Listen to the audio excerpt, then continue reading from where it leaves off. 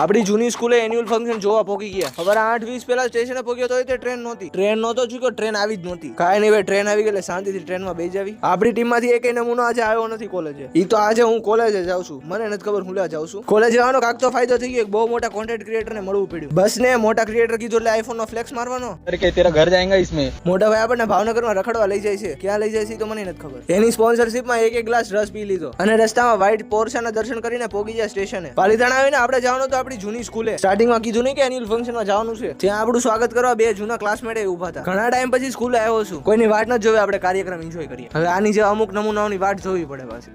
ભાઈ આ ડાન્સમાં તો આપણો કાકાનો છોકરો રહ્યો છે. પછી તો ત્યાં આપણા સિનિયરોની એન્ટ્રી થઈ ગઈ અને જુનિયરોને મળી લીધું. એ બધાને મળીને પાછા બેસી ગયા કાર્યક્રમ નિહાળવા. આ એન્યુઅલ ફંક્શન લીધે તો આપણા ઘણા જૂના ક્લાસમેટ આવ્યા હતા. એટલે આ કાકા અહીંયા આઈપીએલ જોવા આવ્યા છે કે એન્યુઅલ ફંક્શન? બસ તો એની યાર શાંતિથી મને એન્યુઅલ ફંક્શન એન્જોય કરવા દો. અને જેટલા લોકો એન્યુઅલ ફંક્શનમાં આવ્યા હતા એ કમેન્ટ કરી દેજો અને મને ફોલો કરવાનું તો ભૂલતા જ નહીં.